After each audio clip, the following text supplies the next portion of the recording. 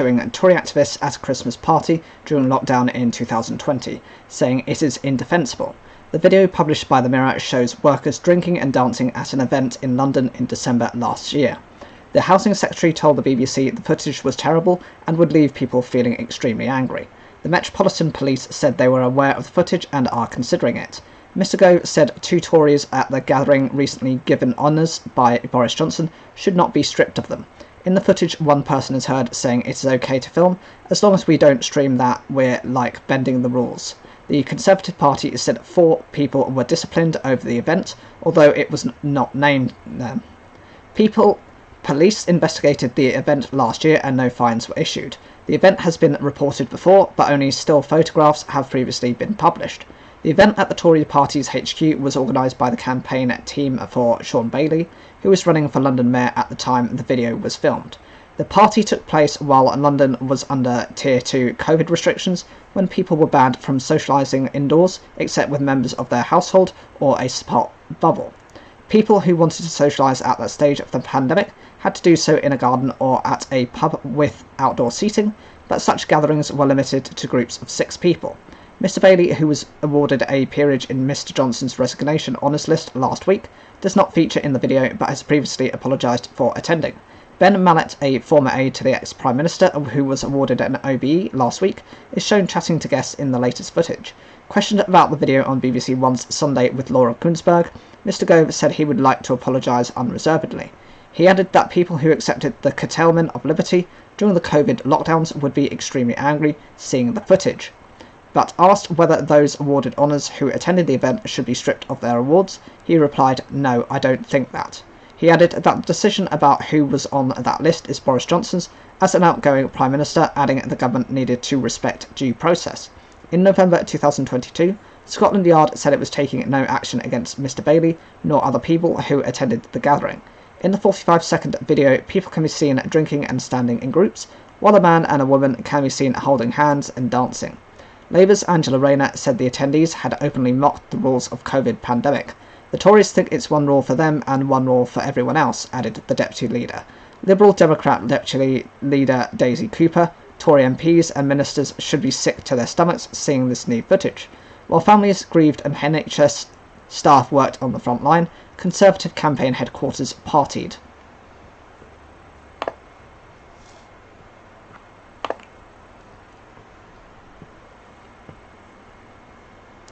Help for people struggling with their mortgages is being kept under review, Cabinet Minister Michael Gove has said, but any financial assistance would be a decision for the Treasury, he told Laura Kuenssberg. He also warned any help similar to COVID or energy bill schemes risk driving up interest rates further. The BBC understands that the Treasury has no current plans to give mortgage relief. Asked on Sunday with Laura Kuenssberg whether the government would consider stepping into the mortgage market, Mr Gove said there is a difference between keeping up under review and ruling out a scheme similar to the wages support given during COVID. But he said if public money is spent to deal with particular crisis, then you are inevitably adding to the stock of public debt, which puts pressure on interest rates. The worst thing to do would be to spend money to provide a short-term relief, which would then mean that our overall finances were in a weaker position, and interest rates were higher for longer and inflation was higher for longer, Mr Gove added. He said people moving off fixed-rate mortgages face significant increases, which is part of a broader cost of living crisis, but the way to tackle that is to get the pace of general price increases down. Interest rate rises by the Bank of England to try to get inflation under control are already pushing up mortgage rates, Mr Gove added. Another big scheme to bail out mortgage holders would add to UK debt and government payments on that debt, which would push up interest rates further. The government has no desire to write another enormous cheque for householders who can't pay the bills, but it is still possible that the political pressure might, in time, become too great for them not to act.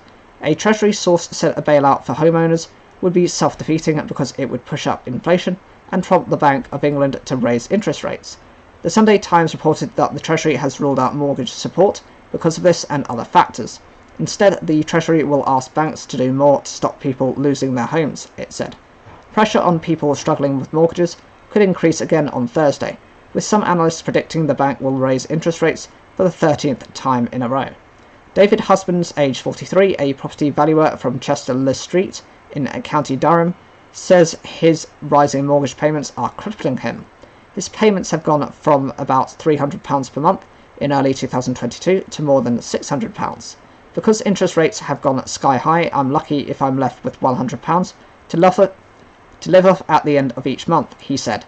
I've had to take on extra casual work elsewhere. He's finding the situation exhausting and very stressful, finishing work at 5:30 p.m, then doing gigs as a casual DJ until midnight. He fell into negative equity in the financial crash in 2008 and doesn't have enough money to renovate the house to sell it to at least break even.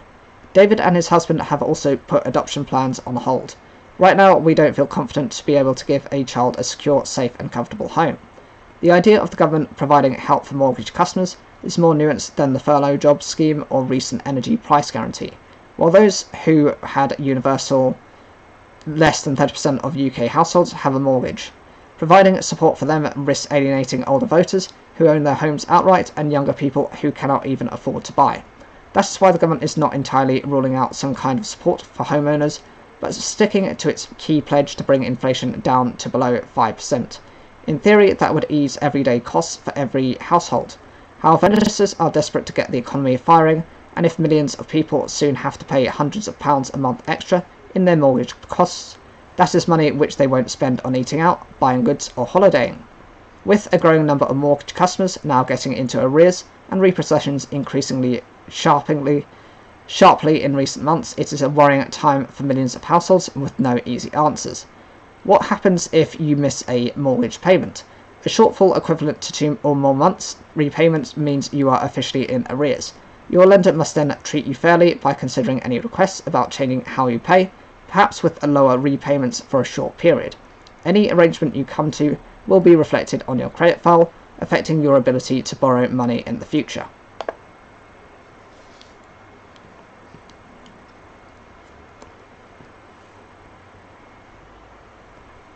Nicola Sturgeon has said she is certain she has done nothing wrong after appearing in public for the first time since her arrest last Sunday.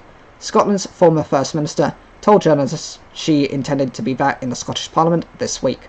Ms Sturgeon was questioned for more than 7 hours as part of a police investigation into the SNP's finances.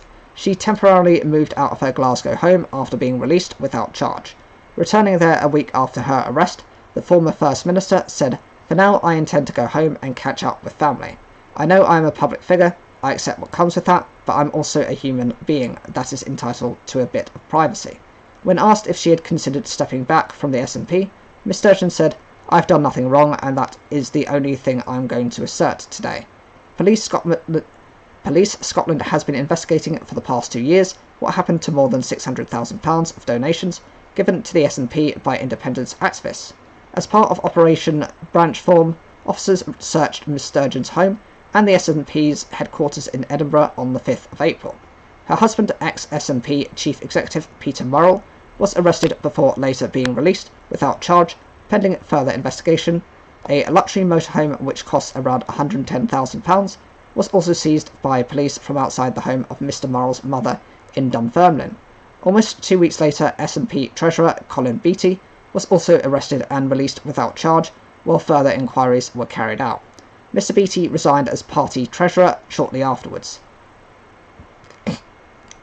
Ms Sturgeon, Mr Murrell and Mr Beattie were the 3 signatories on the SNP's accounts, and the arrest of the former First Minister had been widely expected, although there was no indication of when it was going to happen. She announced on the 15th of February that she would be standing down as both SNP leader and First Minister once a successor was elected, with Humza Yousaf winning the contest to replace her. Ms Sturgeon said at the time that she knew in my head and in my heart that it was the right time to go, and has since denied the timing was influenced by the police investigation. She was Scotland's longest serving First Minister and the only woman to have held the position.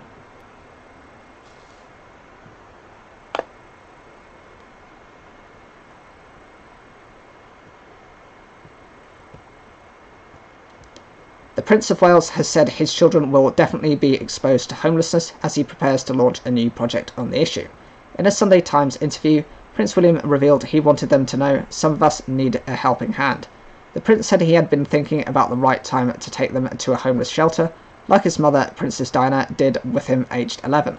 He is set to launch a new 5-year project tackling the issue this month. The interview comes as a new portrait of the Prince, pictured smiling with his 3 children, has been released by Kensington Palace to mark Father's Day. In his first newspaper interview as Prince of Wales, he told the Sunday Times he had spoken to his children, Prince George, Prince Louis and Princess Charlotte, during the school run about people they could see sitting outside. 2 minutes of your time. Oh, sorry. Okay, what is it, Mum?